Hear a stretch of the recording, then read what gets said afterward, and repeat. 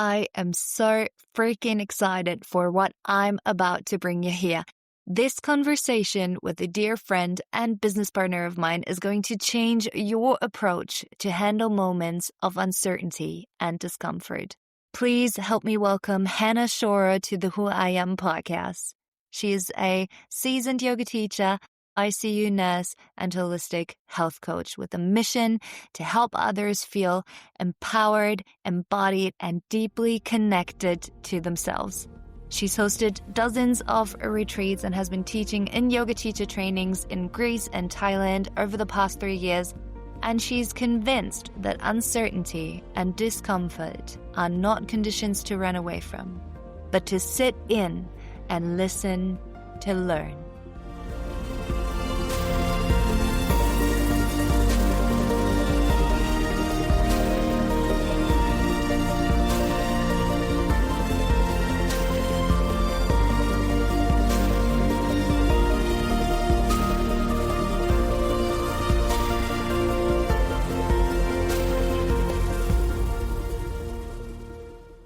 Hannah Shoro, welcome to the Who I Am podcast. I am so glad you're here today, all the way from Chicago, and I'm so happy that you took the time to be with us today. Welcome. Thank you for having me. I'm so excited to be here. I am so excited too because we have a lot to talk about. Yeah, today's topic really is something that I'd say we've both been through, and yet at the same time, we're guiding others through it as we're both yoga teachers and spiritual guides, I'd say.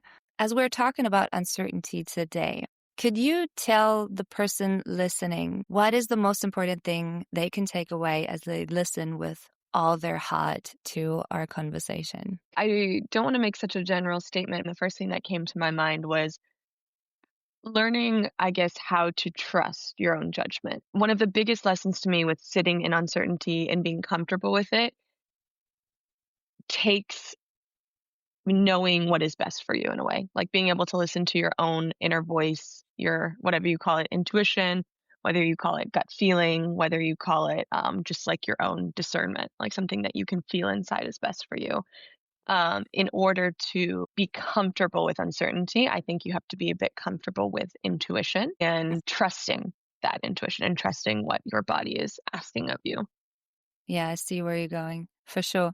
I remember that we've had such a thorough conversation about situations. We'll get to that in a minute, about situations where you've experienced that, and just actually the fact that it doesn't even feel as comfortable in the beginning, right? Yeah. I mean, Absolutely.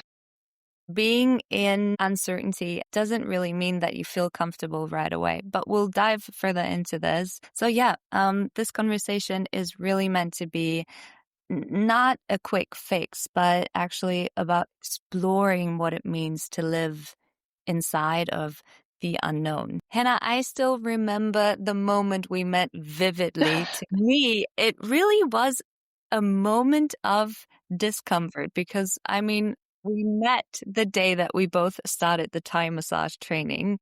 And I remember the hall being full of people. I didn't really know where I had to go. And I just stood there waiting for someone to say and to just direct us to a place. And then there was this bench, and that's where I saw you first sitting. So I sat down next to you. How did you feel in that moment? I was so relieved because I had already seen you. We were in the same dorm. We're staying in a hostel in Chiang Mai. And I remember we were very close to the massage center. And Jackie knows this about me. I'm kind of a last minute person. So I see Jackie like fully ready for the day. And I'm just getting out of bed. And I'm thinking, I bet she's going to this massage school and she's ready. I'm not, like this sort of thing. And so I had exactly those same feelings when I was at the massage school, and I'm looking around like, oh my gosh, where do we even go? So, it's a lovely, lovely place, but it felt like we were being herded in, like there wasn't a lot of guidance and that sort of thing. And when I saw you coming to sit over next to me, I just thought like, oh, this girl knows what's going on. So I'm really glad she's here because I felt comforted by your presence. I'm like, I've already met you. I don't know if you saw me because I was just getting out of bed, but I saw you and I'm like, Jackie is all over this. And I'm so excited that we'll be doing this together. I honestly just realized that we were staying in the same hostel and in the same dorm when I saw you that day at the school. And I was so surprised. But honestly, I think the moment that you mentioned that you're a yoga teacher too, that's when I thought it's just fate. Yeah, It's just meant totally.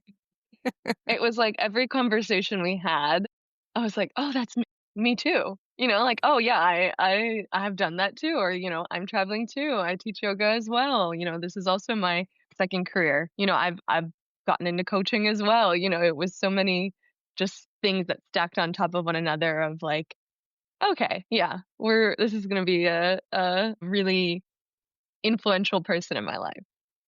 absolutely. Yeah. Yeah. And I'm also really glad you approved or you were totally in when I asked you if you wanted to do yoga retreat together. So I very much look forward to the retreats that we have planned next year. But this is Yes. not what it's going to be Yeah. about today. Yeah. Yeah, so perhaps as I mentioned before, I mean, you told me about this moment in your life when you felt uncertainty and maybe also discomfort. Mhm. So could you just tell us more about when staying in the discomfort saved you from making, let's say, a rushed or a fear-based decision?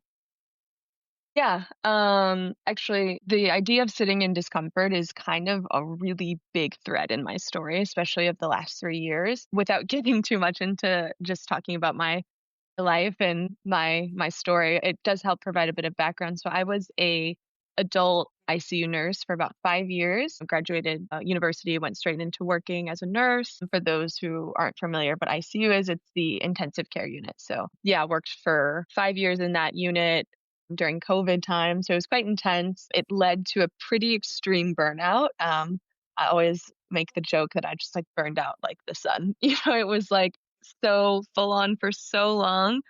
And it was like I was managing it for so long until all of a sudden I wasn't.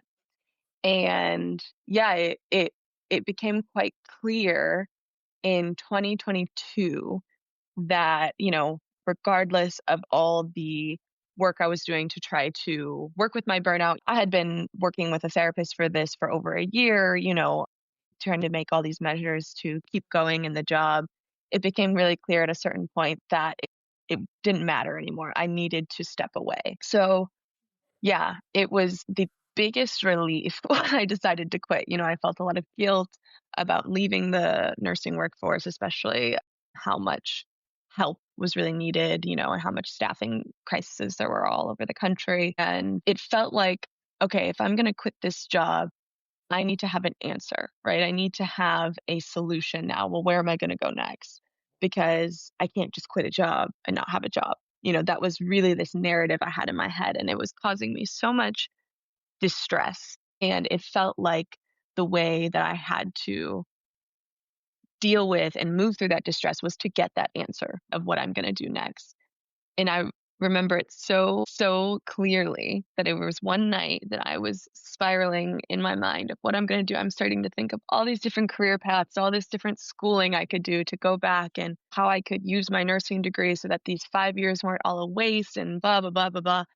And I was up until like 6 a.m. just crisising over this. And finally, I had this moment where I just thought, what if I just quit?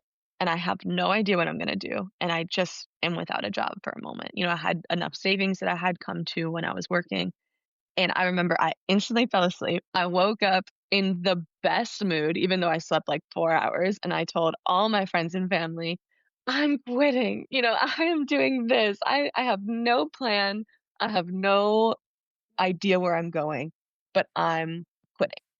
And it brought this life back into me that I had been reaching for years at that point.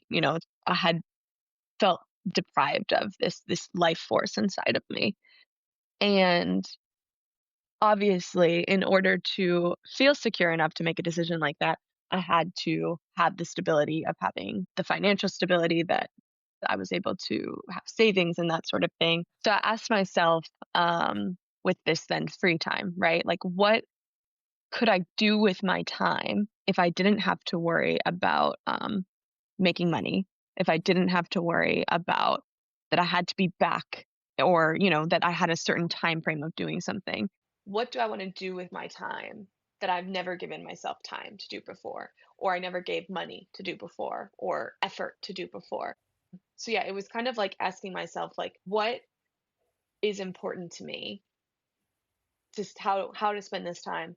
And also, yeah, how would I spend my time if I didn't have to factor a job or making money into it? And actually, since then, I believe that's a question from Ikigai. Do you know what Ikigai is?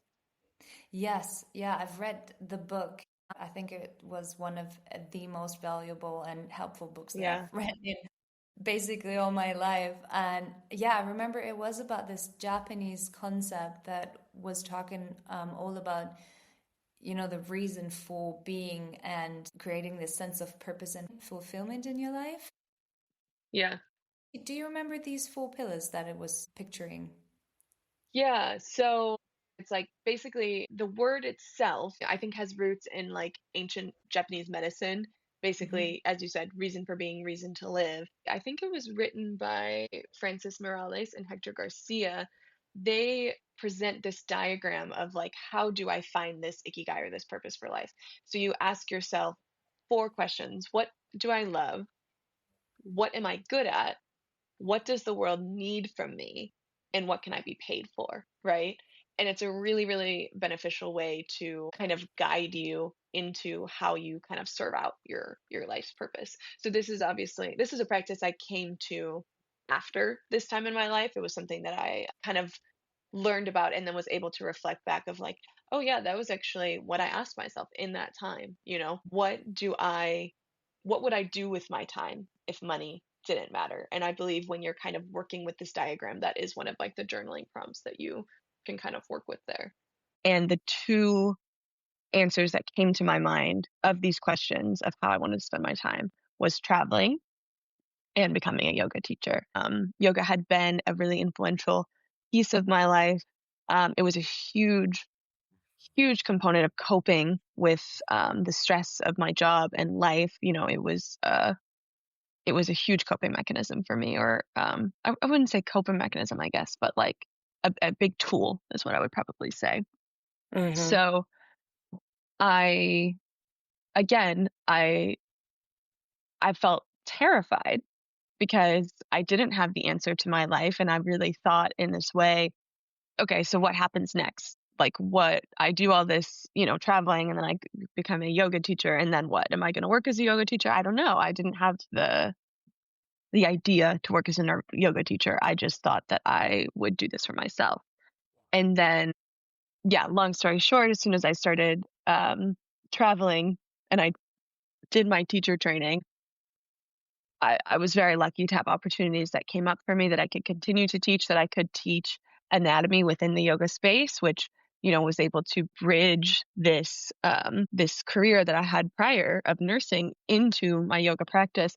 And I just remember feeling this huge relief of like, oh my gosh, if I had followed my fear, if I had followed my anxiety of, I have to have a job lined up now. I have to have a career that is set up next. I have to keep climbing this ladder of achievement as I had been doing for up until that point in my life, for the first 26 years of my life. So that was a huge relief when I realized that, I had a lot of luck being in the right place at the right time, but it also was a, it was a bit of a bravery to put myself in that place, right? To not listen to that voice in my head that's like, this is irresponsible.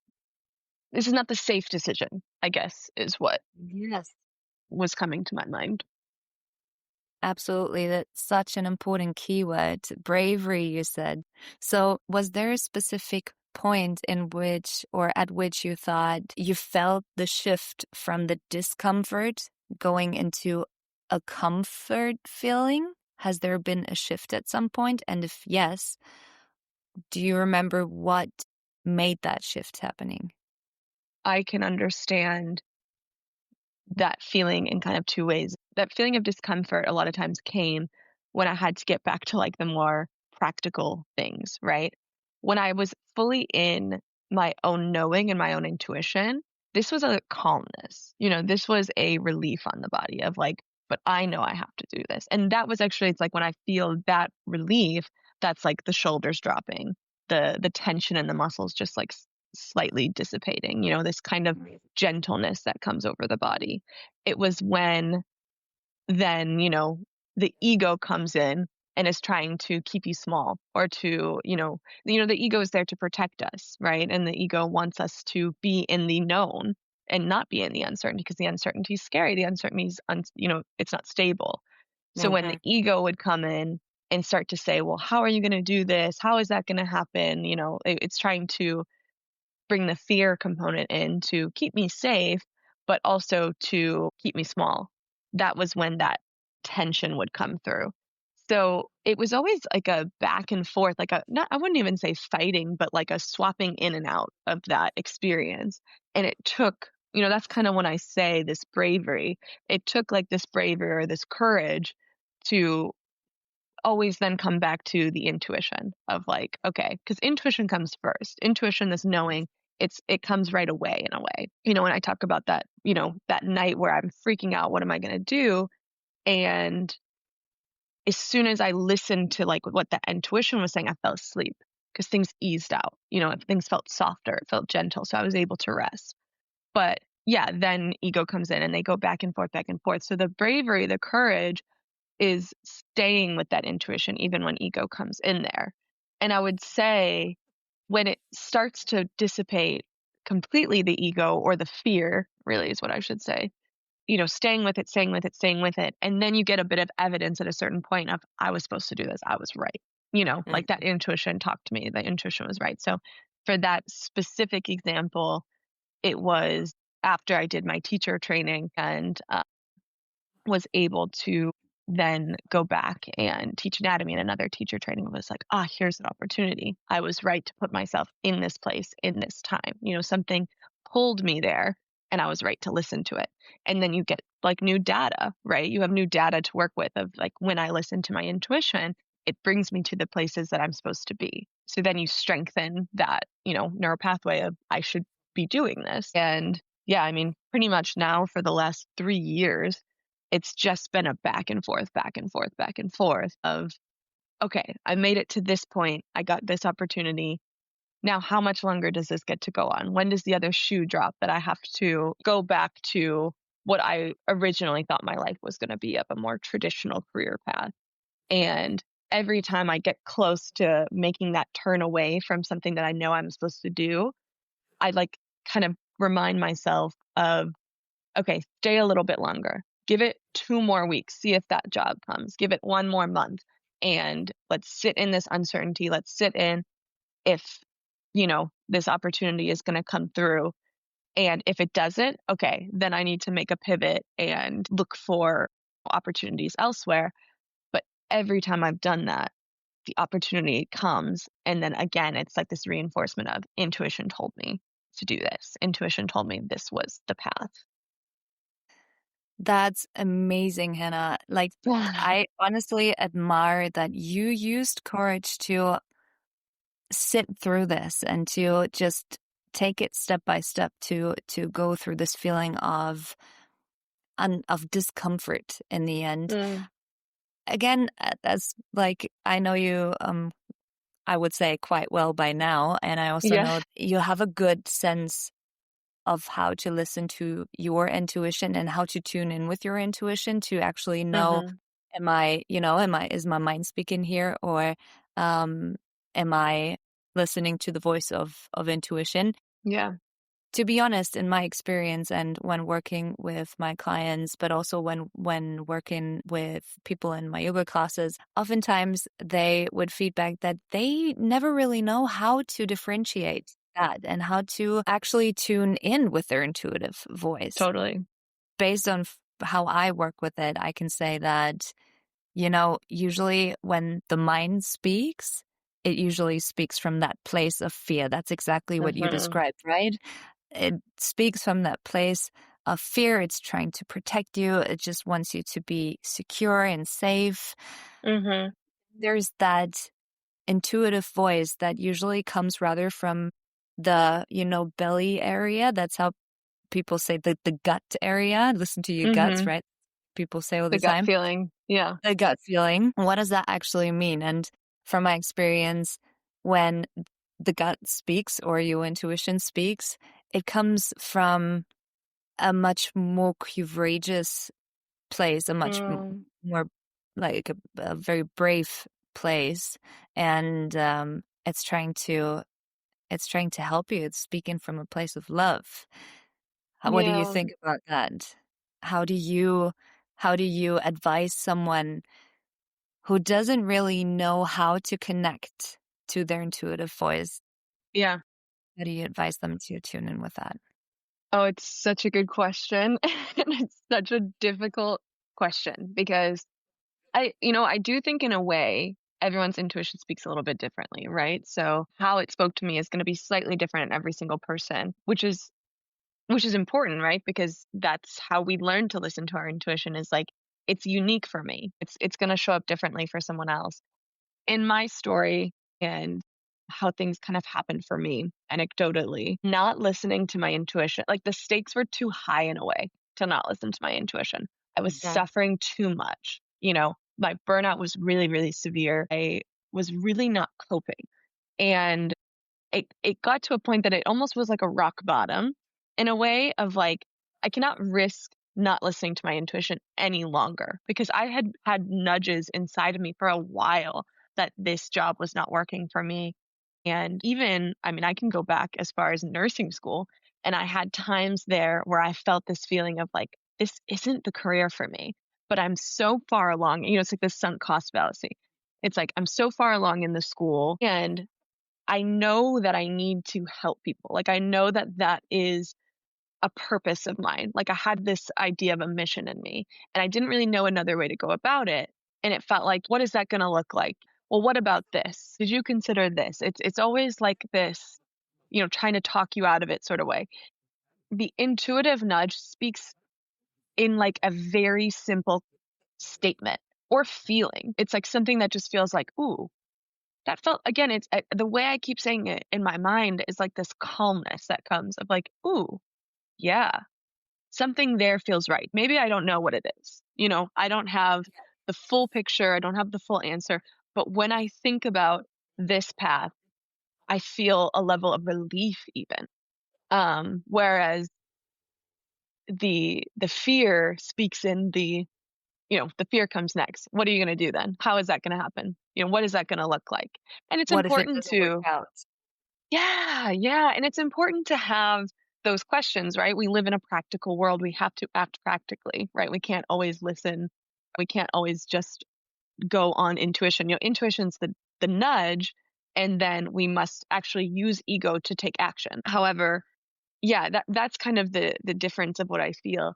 And when I'm talking to students and clients about so then how do I listen to intuition? Like how do I get there? How do I even, if I feel these nudges, because that's my story of how I say, right, is that I had nudges, but I could very easily push them away and talk myself out of it, right? And I can retroactively look back and understand that that was a nudge, but actually in the moment, I couldn't really understand it, right?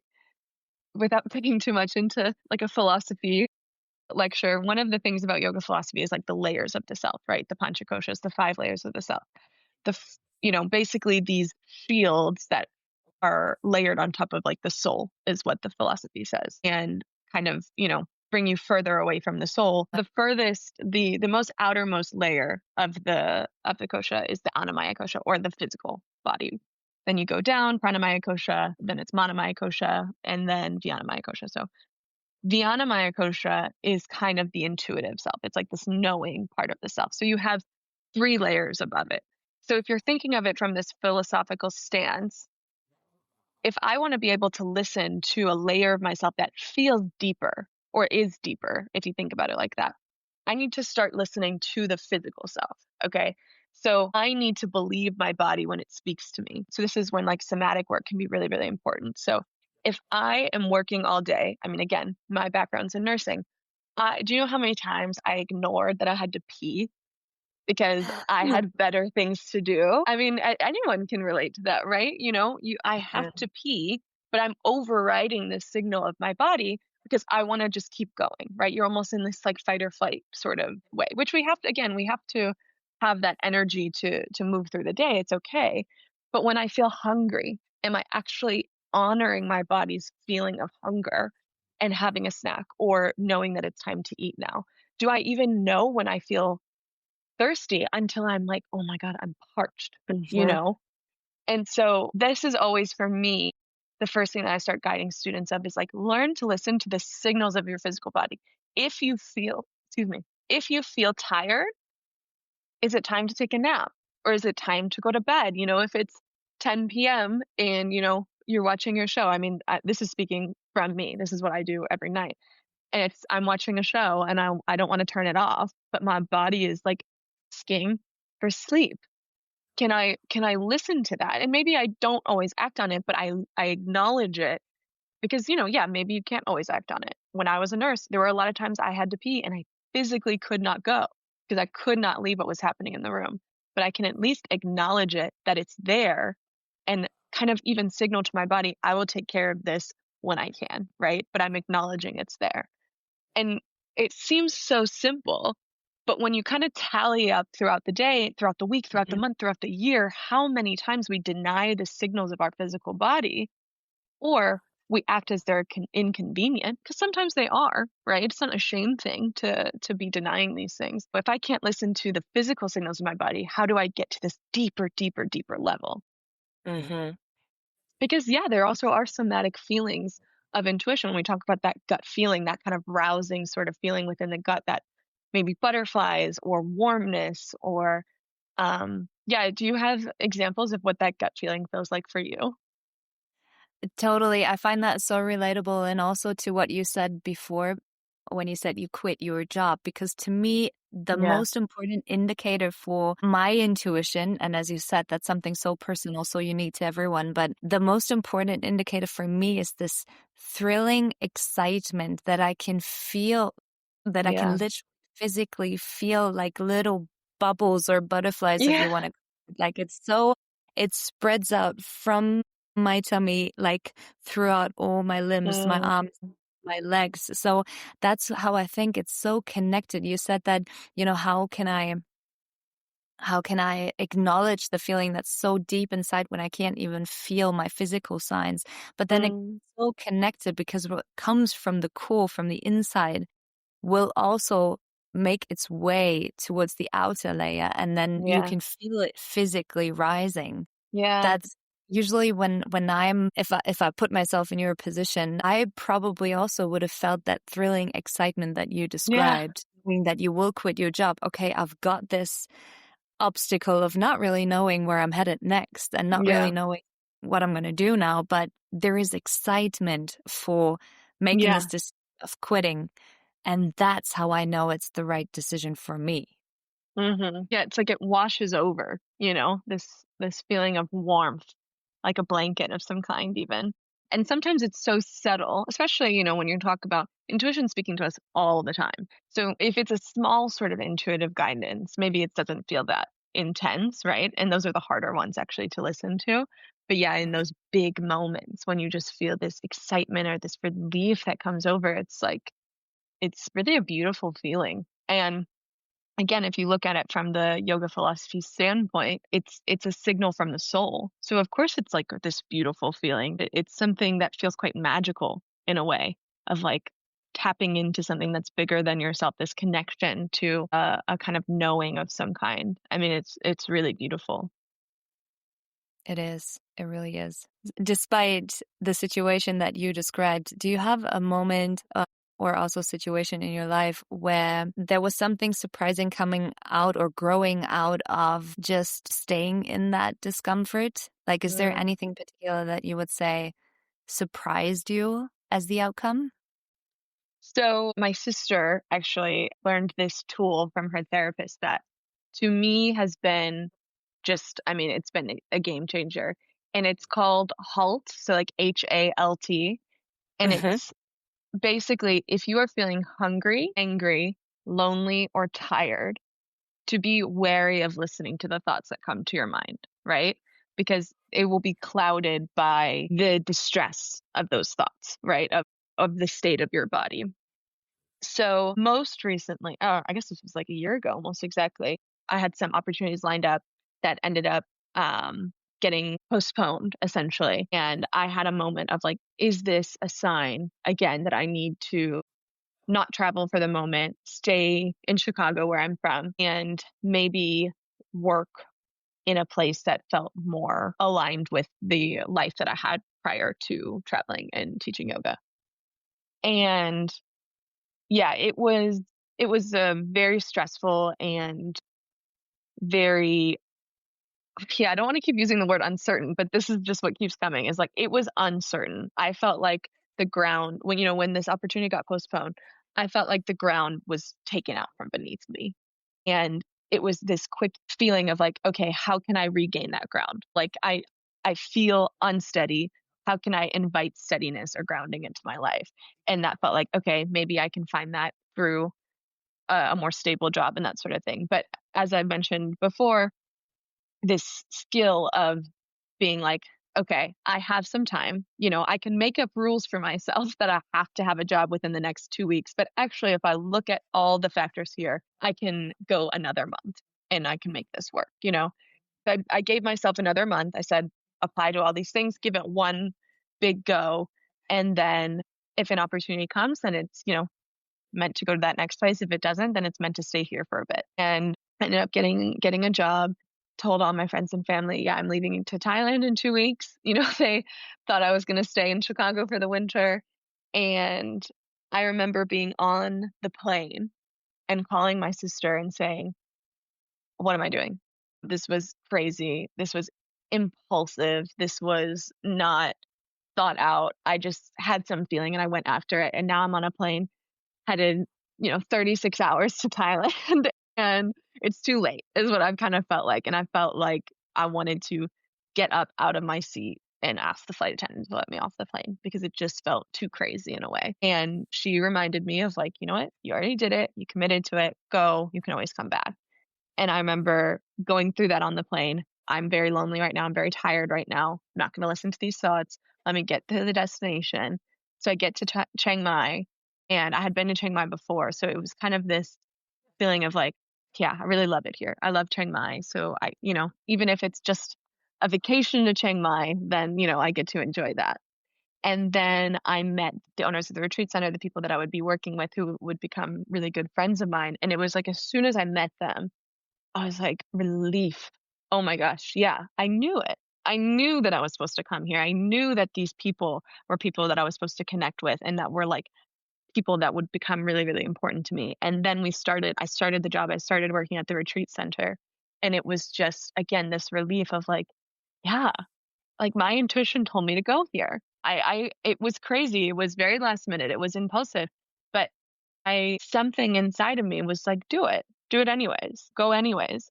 And I think having previous examples of listening to intuition and getting me where I needed to go helped to reinforce that that's a good decision for me. But yeah, I mean, it was, and now this is a job that's quite really important to me. I'm going back to Chiang Mai early October to work the retreat season there again. It's what brought us to meet each other, right? Me being and working in Chiang Mai. Yes. And actually, Yeah. there's this other connection, because when I did my yoga teacher training, I sort of narrowed it down to two schools that I wanted to go to, or that I felt Ah, to be a good place for me to do the yoga teacher training back in 2022. And yeah, so it came down to Suansati, the place that you work at now, yeah, and a school in the east of Bali. And in the end, I actually did decide to go to Bali yeah. simply because, the school's right by the ocean, and I figured that if I have to study a lot and I just love being at the beach by the ocean, that would be a good place for me, especially when situations come stressful. And I don't have to tell you that yoga teacher trainings are intense. Yeah, totally. Yeah, that's what I opted for. But if that wouldn't have happened, yes, would have also up at I forgot Sunsat. about that. Mm-hmm. Yeah. Yeah, it's a really Yeah. beautiful connection. Yeah. Yeah, I definitely have to come and pay you a visit for a For sure. retreat. You have to. It's required. I'm gonna hold you to that. I still have this question in my mind to myself, honestly, that I've been going through because, same as you, there have been situations where I felt a moment of uncertainty. It wasn't just a moment, it really was the whole situation that I was in, knowing that I feel super uncomfortable where I'm at Yeah. right now. And then simply trying to figure out, is it just feeling uncomfortable because the situation is new, because I can't see where I'm going yet? Mm, Um, mhm. is it really not, the right thing for me to stay here? So in my case, for example, it was almost a year ago as well when I arrived in the northwest of Australia. I was on a big trip through Australia in that time. So I arrived in Mhm. the northwest, and when I landed in Broome, I don't know, everyone loved this place, and to be honest, Yeah. it is a beautiful place on earth. But arriving there, I just felt so uncomfortable for multiple Yeah. reasons. Looking back, I figured out why, but in that moment, I simply couldn't decide whether I wanted to stay. It felt so uncomfortable because I just Yeah. didn't, the people, the atmosphere, it was all just so it just felt so uncomfortable to be there. In the end, I Mhm. knew I wanted to stay in a place to also work and just to not travel for a while. And yeah, for me, it was such a difficult moment to really differentiate whether it just felt uncomfortable because there are some factors that just didn't align in that moment, or if it really wasn't the right thing for me to stay. Yeah. So how does that does that for you? Does that also come down to intuition? Or is there Mm. something else? Is there another tool that you're using to really tell the difference between it just feels uncomfortable right now and Mhm. it's not the right thing for me? There are certain situations in life that are uncomfortable circumstantially, and it doesn't mean that you're on the wrong path. It doesn't mean that you're, making the wrong decisions. The thing that kind of came to my mind is like I'm very blessed to be able to kind of live by my intuition, right? To like feel if something feels good and then I can redirect and I can make a big change. What's kind of coming to my mind is like if you talk from like kind of this philosophical standpoint, the universe is never punishing us, right?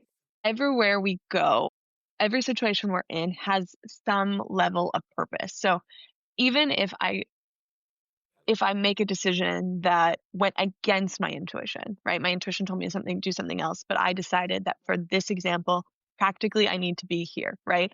Whether that's, like I mean, talking about what I was talking about with my early nursing career. I was going against my intuition that was telling me this isn't the right path, this isn't the right career for me in a way.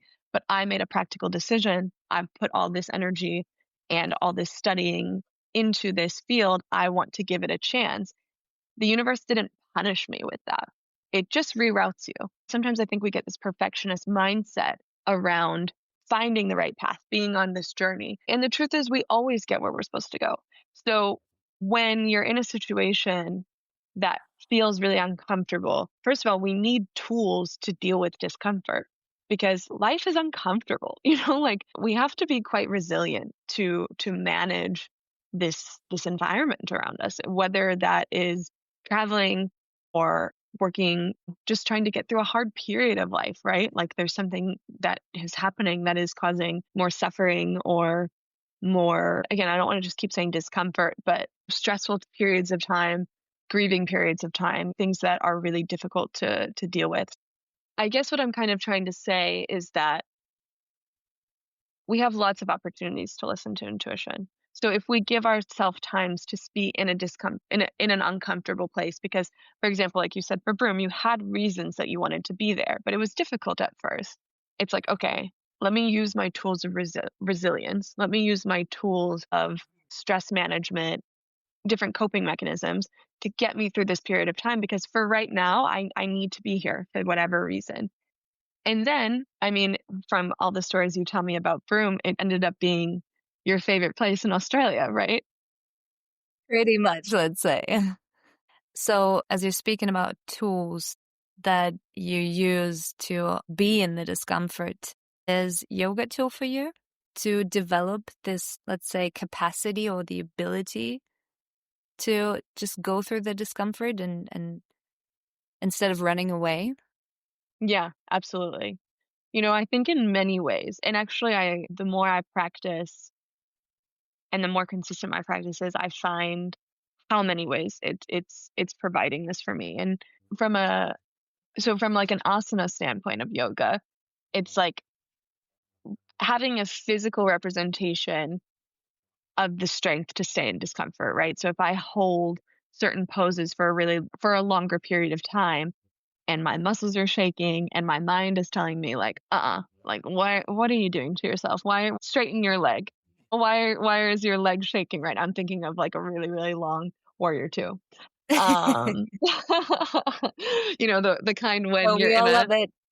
yeah, you're in a class and you're looking at the teacher like, "Are you kidding?" Like, "Are you paying attention right now? We need to go to the next pose." But, yeah, it's learning to breathe through that, learning to sit in the discomfort, knowing that, it's this lesson, this physical representation of that this is temporary, and you can trust that you will move to the next pose and eventually have this relief that comes afterwards. And I mean, I'm talking now about more dynamic poses, but in really deep stretches, it's a similar situation, right? When we move through the body and things start to kind of rise to the surface, different tensions that we start to feel through. And from that asana physical standpoint, you kind of breathe through it, understand the discomfort, and also not be so afraid of it in a way. And then from the kind of more meditative standpoint, I mean, all of these are working together. I don't want to section them off. You create space from the thoughts that come. There's a study about pain. It was a study that was done with monks, and we can link it in the show notes. The study was done by Fidel Zayden and David Vago, and basically, what they were trying to look at, they were using a functional MRI machine, so a big scanner of the brain, to essentially assess what happens in the brain of these monks or long term meditators. They were using Tibetan monks for this exact example, I believe. But the idea was just anyone who's a long term meditator, and to watch their response to pain stimuli. They were both given the same pain stimuli. This is the control. But what they were able to assess is that the parts of the brain that were reacting to the pain itself were reacting before and after the actual stimuli of pain in the non meditating control group of this study. So, assessing that basically you have a reaction to the pain that is happening inside of the body before the pain even comes and then lingering afterwards as well. And when the pain came, the monks had this big spike that they would feel the pain, but then it would come back down right away. And the non meditators, they would have this increase of anxiety or increase of reactivity that would go up and up and up even before the pain came, and Mm. it would last even after, right? So it wasn't that the monks didn't feel the pain, it was that there was almost an acceptance of it, of like, I don't have to anticipate it. There will be pain. The pain comes, I feel it, and then I move on from it in a way.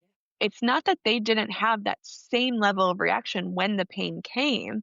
It was that you didn't have this period before and after that was being affected by the pain. I mean, there are a lot of other things that were like takeaways from the study itself. However, one of the takeaways being that meditation allows for this space kind of in between the thoughts that are there, the discomfort that is there. It's not that these long term meditators didn't feel the discomfort, it was more that it was an acceptance of that discomfort, right? That when the pain came, they felt it, it was real.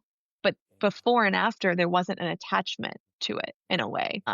And yeah, I mean, as I say this study, it's something that I think about in my practice. I certainly don't have the experience of a long term meditator or a monk that were used in this study, but it's a reminder that when we're given kind of the space between the comfort itself and our thoughts around it, we're able to kind of hold it, experiencing it.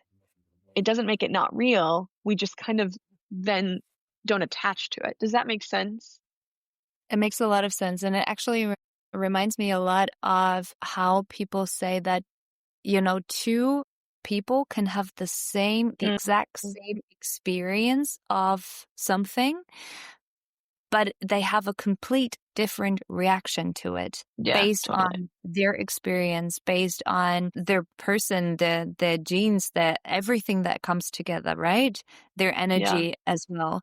And so I think it quite resonates with that. Reaction is different no matter what the experience is. yeah. Yeah, absolutely. And it's all valid. All the reaction that we have, it's based on so many different factors and that it's completely valid. But it shows us that the mindfulness really can be this tool to give us the space to handle the discomfort itself. It's Yeah, a tool that we can use. amazing. That is absolutely not far-fetched at all when you speak about the monks. Obviously, that's something hard to imagine for us, but it is truly something that I have learned on my journey the Mm, exact way is that you can feel something, like you can sense something in your body or in your emotional area, and you can know it's there, but and you can also identify with it, know that it mm, belongs to you, and, like take responsibility for the yeah. fact that it's own feeling. It's not something that another person did or something that's in the outside, but it's Mm, something in the outside which makes you feel the way that you feel, which makes you feel pain, which makes you feel sadness or whatever this is. And then you can identify the fact that it's your own feeling, your own emotion. But at the mhm. same time, you can know that it's as you said, that it's temporary.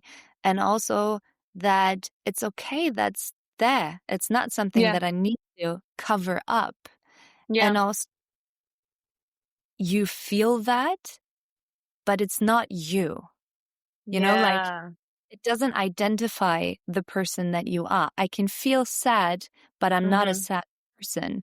I can Yeah. feel angry, but I'm not an angry person. In a way, it's knowing that it's an emotion or a feeling that belongs to Mhm. you, that's a part of you, but gaining some distance from identifying with it and just getting it too close to you. The first thing I thought of when you were saying that is I don't know how German is actually, but in terms of like Greek and Spanish, both of those languages, they describe emotions as having it. So it's like I Mhm. have pain. I have sadness. Like it's referencing like it's something I'm holding for this moment. Whereas English, right, you say I am sad. I am in pain. I guess in pain is kind of putting it in that more container moment sort of thing, or I'm angry. So it's like you identify with it. And obviously, I mean, we could have a whole other conversation on linguistics and how that affects our worldviews and that sort of thing.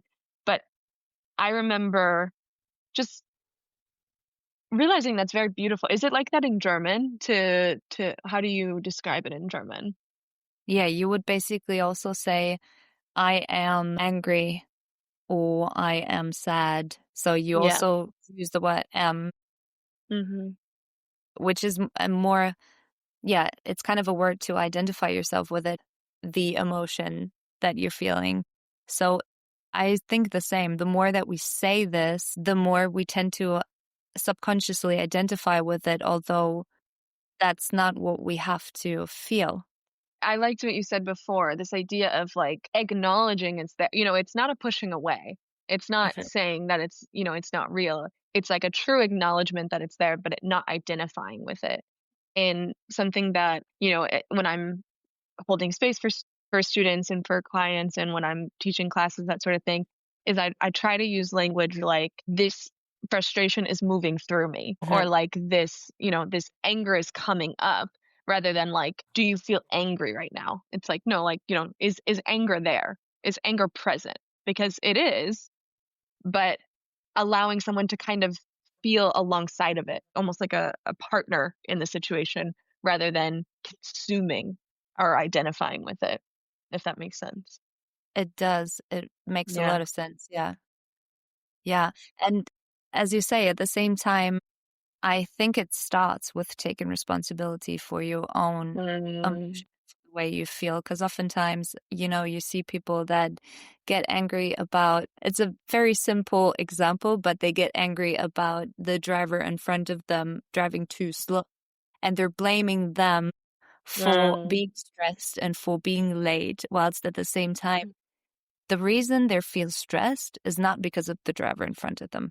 It's yeah. because Yeah, they yeah, yeah. missed the house late. It's because they know that they always 5 minutes late instead of leaving Yeah, the house 10 minutes earlier every single day so they can feel relaxed and just arrive in time to get a coffee or a water or whatever before starting totally. to work. So I think it's taking responsibility for your own emotions is making such a difference in life when it comes to resilience, but also just being able to be okay with the moment of uncertainty and Yeah. Yeah, and, I'm even reminded of kind of the situation again, I don't wanna speak for you and your time in Broome, but when you asked that scenario, how do I separate when something feels wrong for me and the discomfort I'm in?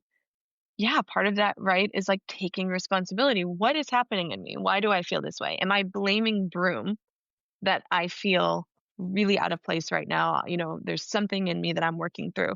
Is it the environment that I'm in? Is it the place that I'm in? Or is there something that's working through me that I need to face and I need to understand and confront even? Because we're talking about we're talking about intuition in such a beautiful flowery way, but there's totally a part of, like, sometimes you're brought places because you have to face something in yourself, you know Mhm. and it doesn't always feel so beautiful. Maybe the guidance felt that way, but then you get there and you're like, "What? Like, this is not fun. This is not easy," that sort of thing. And it's that, yeah, that taking responsibility of, like, okay, sometimes I can look around me and I can see an environment as toxic. I can see something is not aligning, right? Like, my morals and values are not aligning with the people or the place around me, right? And that's a discordance that, maybe moving where you are or changing the people that are around you, that sort of thing might help to alleviate. However, there are other times that it's like, okay, I just have to face something in me. This discomfort is like, can I look around and see where this discomfort coming from? Or is this something happening internally in me? Am I working through grief? Am I working through a past situation that I'm still angry about, And that the discomfort of all of that is not like a failure. It's not like you put yourself in a situation that now you feel uncomfortable, you did something wrong. No, you're supposed to feel uncomfortable there. It's not easy. That's why we need that's why we need tools. And even when we have tools, it's not easy. But, again, kind of referencing the study with the monks, it's not that those monks didn't feel pain. They felt it. When the painful stimuli came, they had the same, like, rise in discomfort and reaction that the non-meditators did. It's just that prior and post, before and after, the the reaction, it wasn't there. So it's not that the pain goes away completely. It's that the tools that you have allow you to cope in a way. It's so true. I really think that the gut or the intuition Yeah. is the one that's even more painful, the one that is so pure and so honest because our brain, as you said before, is the one that's trying to create safety and just keep us in the comfort zone in the end. That's nice. That's good. It's comforting. It's good. It's also often the easier way. I find that once you Mm, tuning in with your intuition and following that path of your intuitive voice, life will become what feels like it becomes harder, but it will yeah, be the more authentic way for you. yeah. Harder, but more rewarding in a certain sense. It is more difficult, but it can be more rewarding, which is really makes it feel worth it in a certain way. Yeah, I agree. Mhm. Okay, so Hannah, for the person listening, because I always like to give some exercises or practical examples that anyone out there can use. And I mean, as we already identified that you and I, we have had our learning curve with tuning into intuition and to sit in discomfort. And just as yoga teachers, but also as lifelong students, we're and also meditators and breath workers.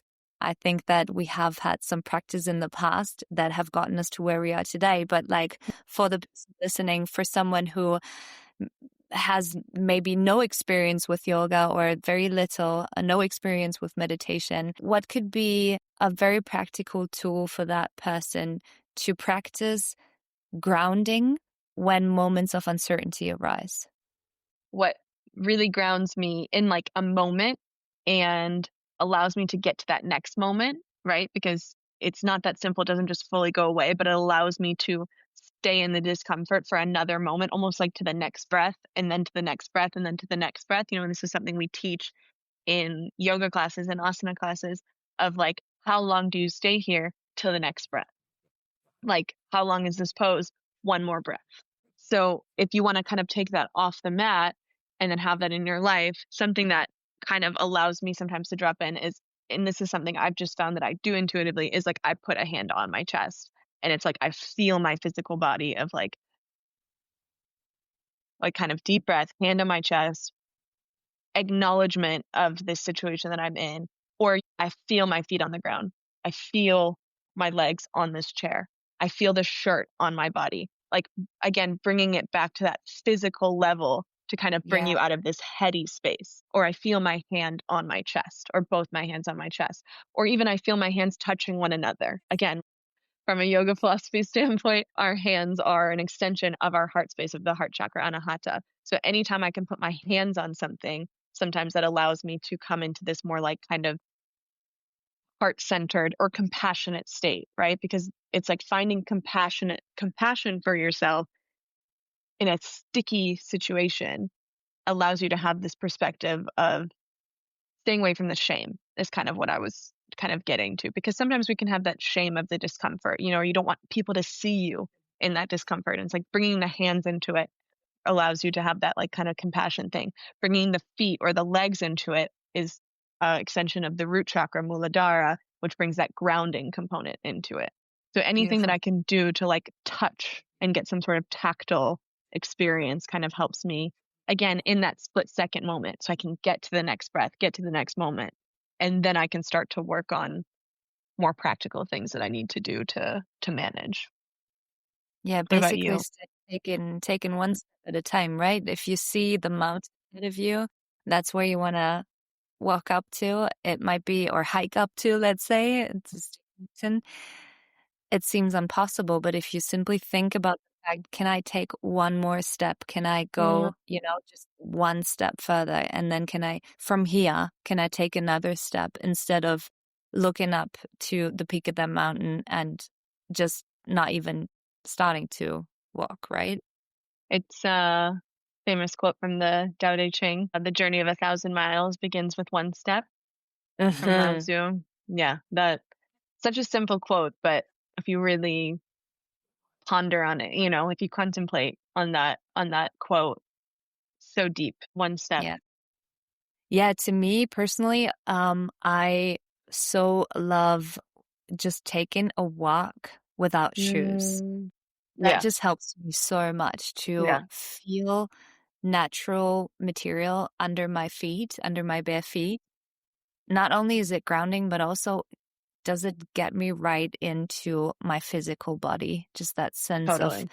soft grass or maybe even dirt or earth in a forest or on a path that is so it's like it gives me everything, not just the feeling of the material, but also the temperature. And then there might even be a little bit of discomfort in that moment because there's a little branch or a little stick on the ground, and then you realize, okay, that feels harder than the rest of it. And if you focus on that while you take a deep breath, that's in some moments, that's literally everything I need. Yeah, it's so tactile, like something you can like really understand with the feeling of touch. The thing that came to my mind as you said that was a signal of safety. Actually, the the big kind of root of all of this feeling of uncertainty is a lack of safety or a concern for lack of safety in the future, right? So how do I signal to my body that I'm physically safe in this moment? That there is not a danger. So, like you said, this connection with nature, this connection with the ground beneath you of like, I have enough time to literally tune into this sensation, right? Like, I'm here in this present moment. I'm safe in this present moment. And the other thing that I was thinking of is like little moments that you remember that you are physically safe. And I'm thinking of like having like a cup of coffee or a cup of tea. And it's like you feel the temperature of the mug or the glass in your hands. And you like look down at this beverage that brings you a lot of joy. It brings you a lot of comfort in some way. And especially if it's in a routine, routines are quite a safe feeling. And so it's like having this moment of, oh my gosh, I get this drink that is in front of me that, I mean, if you really want to get into the meditative part of it, how far did the ingredients of this drink have to come to get to me? This coffee that came from this a warmer part of the world, if I'm in a colder part of the world, that, how much labor that was put into this single bean that made it to me so that I could grind it up, roast it, and create this drink in front of me. Like the amount of labor of love that has been put in that this is in front of me. Same with tea, the whole process of cultivation of this drink that is now here in front of me to bring me this comfort and this moment of warmth and safety and like the Yeah. gratitude that comes with that. In the practice of gratitude, actually what we're asking of ourselves is to hold suffering and gratefulness in the same cup, in the same moment. Like it is not a denial that these things, that I have suffering in my life. I'm not denying that all of that exists. I'm saying, and I have a lot of things that are beautiful and bring me joy and Hmm. I'm grateful for. So it's like that cup of coffee, maybe, you have this feeling in you of like, "Oh, I need to drink this coffee because I didn't sleep well last night because I had so much work." And, you can start to get into this sort of mindset, which, yeah, all of that is true. It's not a denial that, this coffee is required because I'm exhausted today. But it's this like singular moment of all of that is true. And I look at this coffee, it brings me so much joy. It brings me so much comfort and safety. I know that every time I drink my cup of coffee, I'm physically safe, even just for this one moment. So, yeah, I think we provided some examples that work for us of finding that grounding in times of uncertainty. But I think the root of it is what can you do to make yourself feel safe in this Hmm. moment? There are a lot of ways to do that. It's going to look very different for everyone, and it's going to look very different on the circumstance, right? Hmm. How can I signal to myself that I am physically safe? Can I make myself like my comfort meal, something that makes me connect to the food in front of me? Can I go sit in the sun for a moment, like you said, feet in the ground? Can I, call a friend who always just reminds me that I am worthy, that I'm on the right path. I'm doing what I'm supposed to be doing. It's just a moment of discomfort, the temporariness of it. Yeah. So important, especially what you said last, because I do believe that most of the uncertainty and discomfort feeling roots also in our thoughts and in our mind at the end. And sometimes we feel that the head's so heavy and we feel like it's about to explode simply because it's in there all the time and we might not speak about it. So just, seeking that connection to a friend to speak about that, not to seek advice, not to find the answer, Mm. just to get it out of your system. So that could be talking about it with a friend. That could also just be, grabbing a piece of paper and just writing down your thoughts as plain, as pure as they come up. It Yeah. doesn't have to have a structure. We're not trying to write a book. We're not trying to win a Grammy with this. It's just write down the thoughts that are in your mind just for the pure therapeutic use of getting it out of your system. And then sometimes even that already helps so much.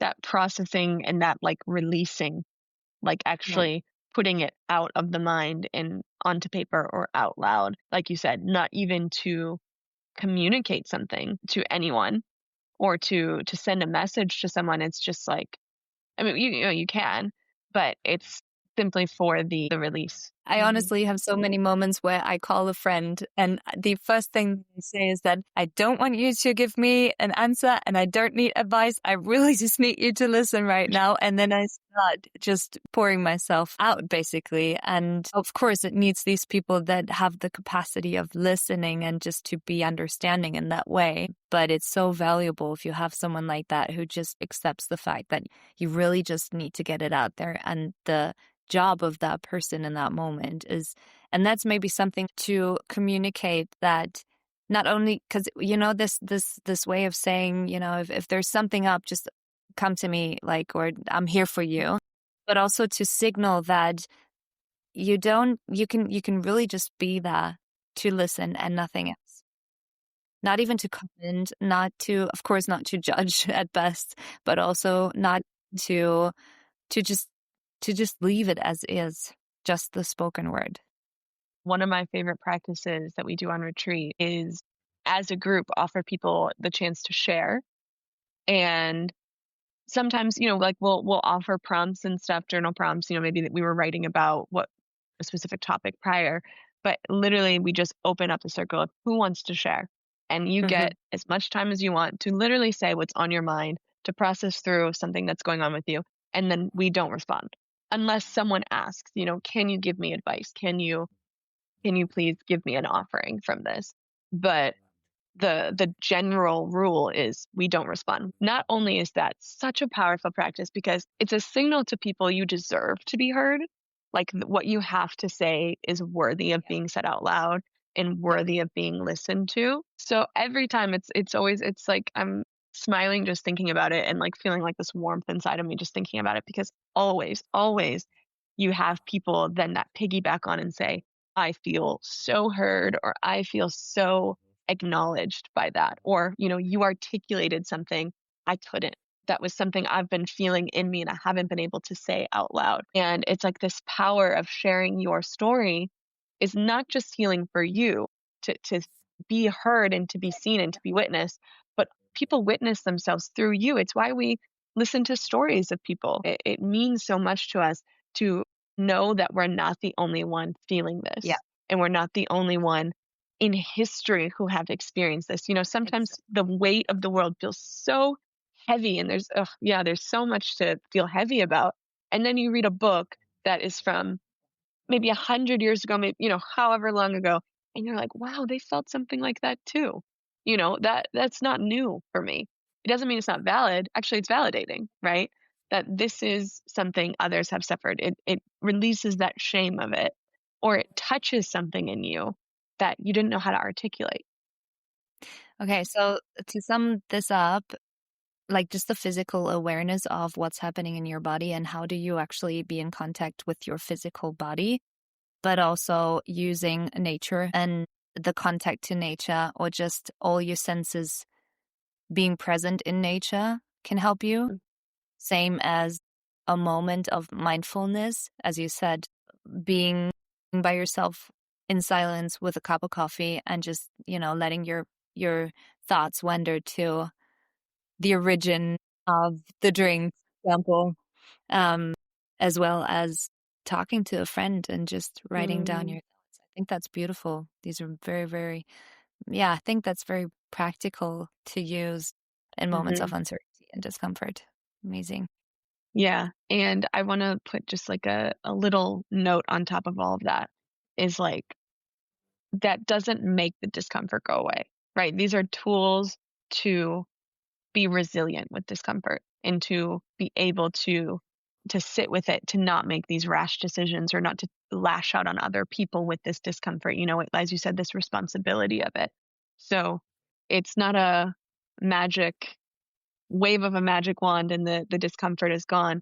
But I think actually, not just yoga practice, a lot of therapeutic practices in general, a big goal of it is not to wish away discomfort. It's not to get rid of it. It is to teach us how to manage and be strong through it. Not strength of force, but strength of softness.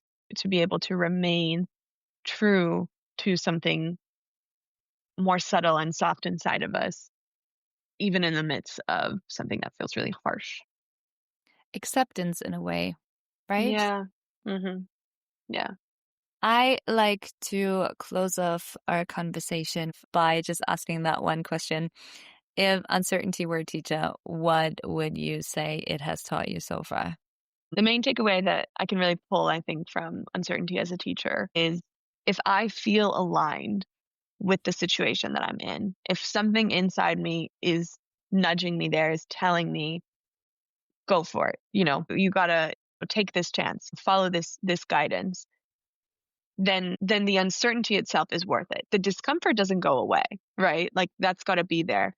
But the bravery to sit with it, to use the tools that I've learned on my own path, but also I've taken from so many teachers around me and some guides that I've had in my life allow me to get to that next step to feel that relief. There's some saying somewhere in the ether of the relief you're seeking is on the other side of this discomfort. And the moving through it, the being with it is what's going to bring you there. I have been playing between, you know, intuition and discomfort for a long time. As long as the alignment and the morals and values feel connected with you, intuition will always guide you where you're supposed to be. Well, again, thank you so, so, so much for being here with us today. Thank you, Jackie. I truly believe that this conversation can be so beneficial for anyone out there who feels being in a moment of uncertainty or not being sure if discomfort is just feeling uncomfortable right now or Yeah.